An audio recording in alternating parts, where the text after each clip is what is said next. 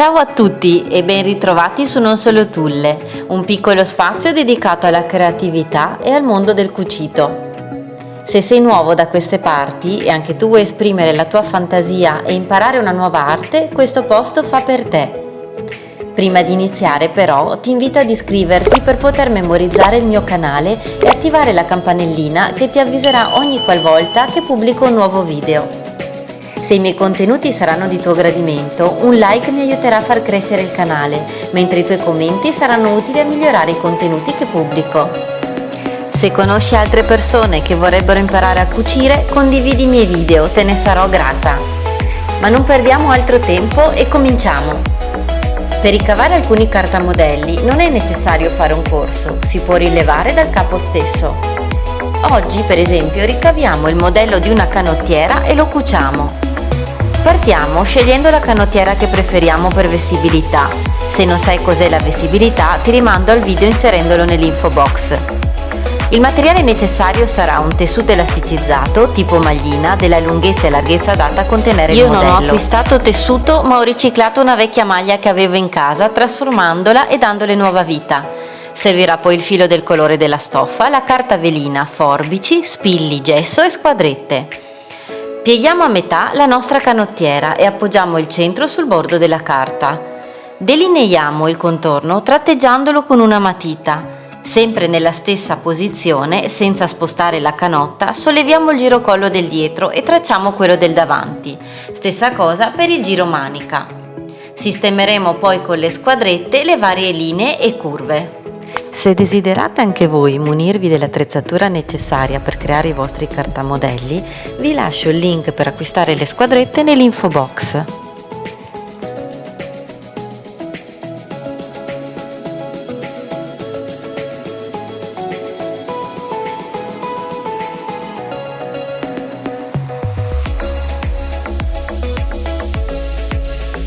La squadretta giusta servirà per sistemare le linee tratteggiate a mano libera.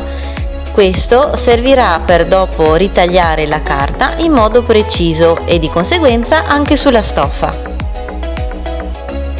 Lavorando il nostro cartamodello con la carta doppia potremo poi ricalcare il pezzo che a noi interesserà, che potrà essere il davanti oppure il dietro, perché da un lato terremo il davanti e dall'altro rifileremo poi i pezzi in più per ricavare l'altra parte del nostro modello.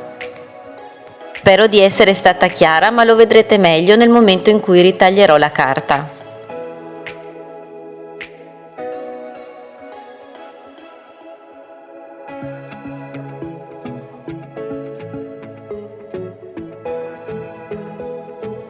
Una volta delineato con precisione il contorno della nostra canottiera, possiamo procedere a tagliarlo. Come vedete, sto tagliando la carta in doppio, poi io terrò la parte, quella più piena, intera, e la parte sotto la rifilerò in base al segno che ho fatto nella parte rientrante, perché il dietro normalmente è più abbondante del davanti, quindi io avrò da tagliare il dietro per primo e dopo rifilerò lo scollo e il giromanica del davanti per ottenere il secondo pezzo. Mi raccomando, non facciamo mancare mai i nostri controlli, ossia congiungiamo il fianco e la spalla per controllare che le curve e i lati siano a posto per essere uniti in confezione. E passiamo a portare il cartamodello sulla stoffa. Appoggiamo la carta, la fermiamo con gli spilli o con dei pesi e dopo la ritagliamo sulla stoffa.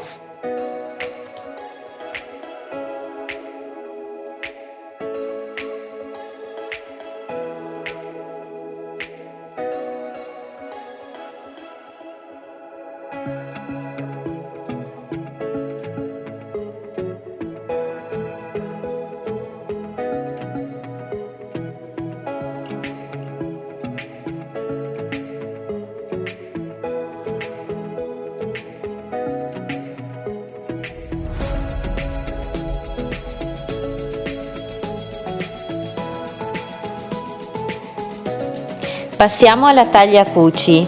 Iniziamo unendo il fianco e cercando di fare tutta un'unica cucitura senza mai staccare il filo. Per chi non ha la taglia cuci potete usare lo zigzag per rifinire la maglina se è un tessuto che si disfa molto. Comunque sia, prima fate una cucitura con un punto elastico e dopodiché rifinite con zigzag o punto overlock. Di solito usiamo lo zigzag che è più veloce, snello e fa meno spessore. Vi consiglio comunque di comprare al più presto la taglia cuci, vi permetterà di fare moltissimi lavori e rifiniture. Come vedete ho ricavato delle striscioline dal resto della maglietta che è avanzata.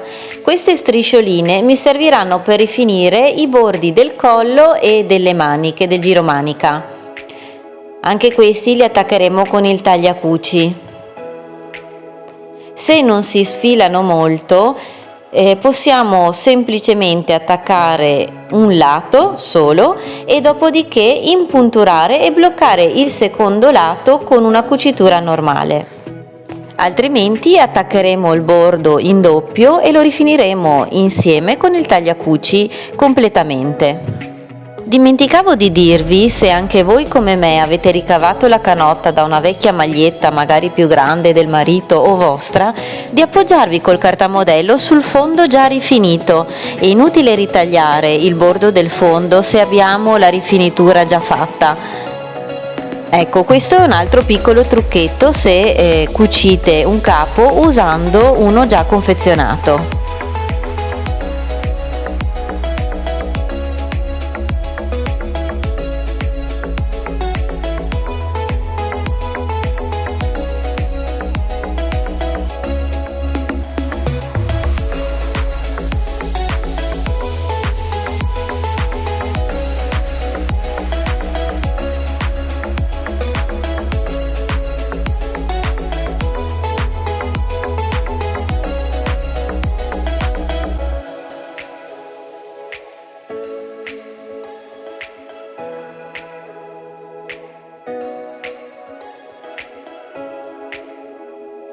Ecco, in questa inquadratura si vede bene come ho attaccato il bordo aperto al giromanica. Dopodiché io piegherò la misura che mi serve del nostro bordino e lo impunturerò dal lato diritto con un'impuntura a riva, bloccando quindi la parte interna. Tutto quello che sarà in più, perché il bordino che ho ritagliato è un po' più largo, lo rifilerò alla fine.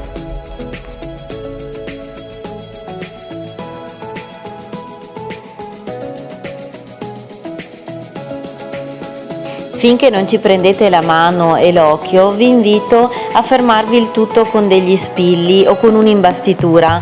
Io ormai faccio a occhio, anche la piegatura del bordino vado avanti per esperienza, misurando un po' con gli occhi e sistemando con le mani.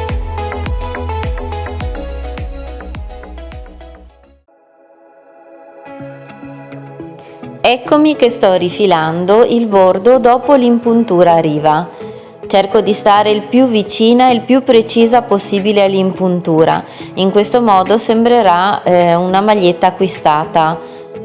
Vedete? Per rifinitura l'impuntura a riva e l'interno rifilato. Come ultimo passaggio, ricordiamoci di stirare sempre il nostro capo per sistemare eventuali imperfezioni e appiattire le slabrature create dalla confezione.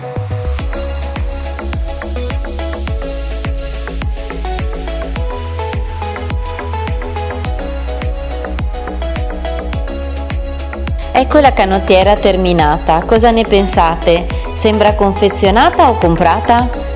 Vi prego di lasciarmi un commento e ricordatevi di lasciarmi un like e di iscrivervi se il video vi è stato utile. Un bacio e alla prossima!